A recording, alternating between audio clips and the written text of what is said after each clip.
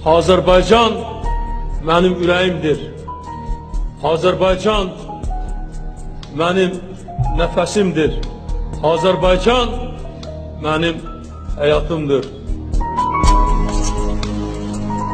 El bilir ki, sən mənimsən. Yurdum, yuvam, məskənimsən.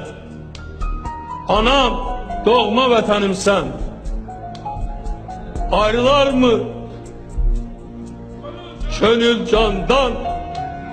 Azərbaycan, Azərbaycan.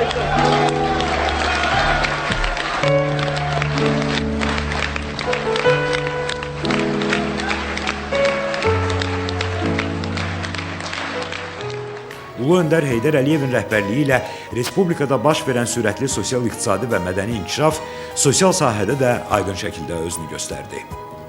İqtisadiyyatın sürətli dirçəlişi, yüzlərlə zavod, fabrik, istehsalat sahələrinin yaradılması, öz növbəsində məşğulluq səviyyəsinin yüksəlməsinə, əmək haqlarının artırılmasına, əhalinin rifah halının ildən ilə yaxşılaşmasına geniş imkanlar yaratdı. Əmək haqları qocalara, əlilliyi olanlara, əmək qabiliyyətini müvəqqəti itirənlərə, əmək və müharibə veteranlarına, ailə başçısını itirmiş ailələrə və tək analara maddi yardımlar mütəmadi olaraq artırıldı. Dövlət müstəqilliyinin itirilməsi, ölkəmizin parçalanma təhlükəsinin son həddə çatdığı bir vaxtda 1993-cü ilin iyun ayında Ulu Öndər Heydər Əliyev xalqın təkidli tələbi ilə ölkə rəhbərliyinə qayıtdı. Bu böyük şəxsiyyət Azərbaycanı ən sərt sınaqlardan çıxararaq ölkəmizin müqəddəratını dəyişdi. Məhz onun sayəsində dövlətimiz tənəzzüldən tərəqqiyə doğru dinamik inkişaf yolu keçdi. Müasir, müstəqil Azərbaycanın quruculuğu kimi çətin və şərəfli tarixi vəzifəni uğurla yerinə yetirən ümumilli lider Heydər Əliyevin sosial sahəyə xüsusi qayğısı dövlət quruculuğu prosesi ilə eyni səviyyədə sosial məsələlərin həllinə doğru önəmli addımların atılmasına şərait yaratdı.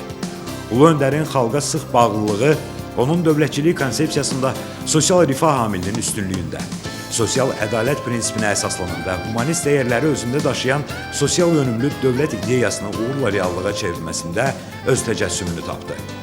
Sosial cəhətdən həssas qruplara yönələn sosial ödənişlərin, o cümlədən pensiya müavinət təminatının artırılması, sosial təminat sisteminin əhatə dairəsinin genişləndirilməsi üçün ardıcıl işlər aparıldı. Sosial sabitliyə nail olundu. Ulu Öndərin sosial sahəyə xüsusi qayğısı, bu sahəni daim diqqətdə saxlaması təbii ki, Əmək və Əhalinin Sosial Müdafiəsi Nazirliyinin fəaliyyətində də ciddi dönüşün yaranmasına, əmək və əhalinin sosial müdafiəsi istiqamətində məqsədyönlü tədbirlərin həyata keçirilməsini şərtləndirdi. Sosial təminat sisteminin gücləndirilməsi tədbirləri ilə yanaşı, əlil və şəhid ailələrinin mənzillə, müharibə əlillərinin minik avtomobilləri ilə təminatı, fiziki məhdudiyyətlilərin yaradıcılıq sərgilərinin təşkili və sair kimi mühüm sosial proqramlara başlanıldı. Bizim Respublikamızda sosial sahə, sosial təminat sahəsi bizim həyatımızın xüsusi bir sahəsidir. Gələcək illərdə də iqtisadiyyatımız inkişaf etdikcə, Respublikanın gəliri artdıqca, imkanları artdıqca sosial sahəyə vəsait günü-gündən artmalıdır və sosial cəhətdən az təminatlı Respublikamızın vətəndaşları mütləq bu imkanlardan istifadə etməlidir və bu imkanlar vasitəsilə biz onların sosial vəziyyətini yaxşılaşdırmalıyıq. Ümummilli lider Heydər Əliyevin müdrik siyasi kursunun, Azərbaycançılıq ideologiyasına əsaslanan və ölkənin uzunmüddətli inkişafına yol açan strategiyasının uğurla davam etdirilməsi Azərbaycanın keyfiyyətcə yeni və sürətli tərəqqi mərhələsinə daxil olmasına imkan verdi. Sen bu çetin zamanda gücümüz, qüdrətimiz, sen bizim bu dünyada en büyük servetimiz. Milletin imzası var imzaların içinde, sana halaldır halal ürdü məhəbbətimiz.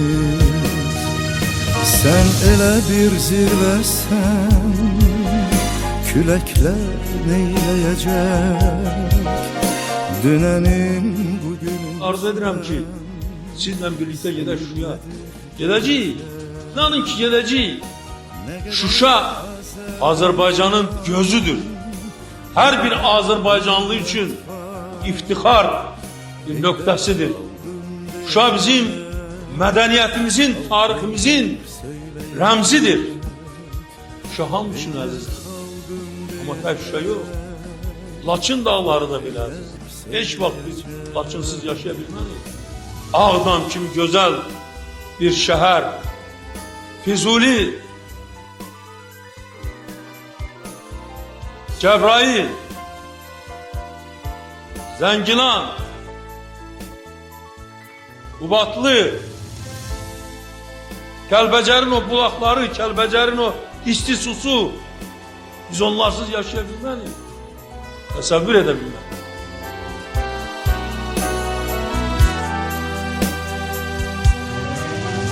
Sen elə bir zirvəsən, küləklər neyləyəcək?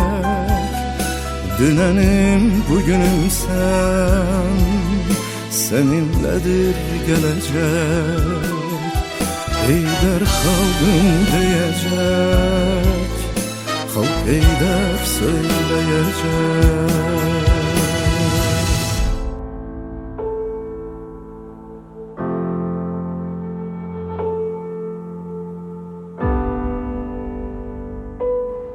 Ben bugün aynı zamanda Ulu Önder Heydər Əliyevin qəbrini ziyaret ettim. Onun ruhu karşısında baş əydi. Yüreğimde dedim ki, xoşbəxt adamam ki, ata vəsiyyətini yerine getirdim. Şuşanı azad et. Bu büyük qələbədir. Ulu Önder'in ruhu şaddır bugün.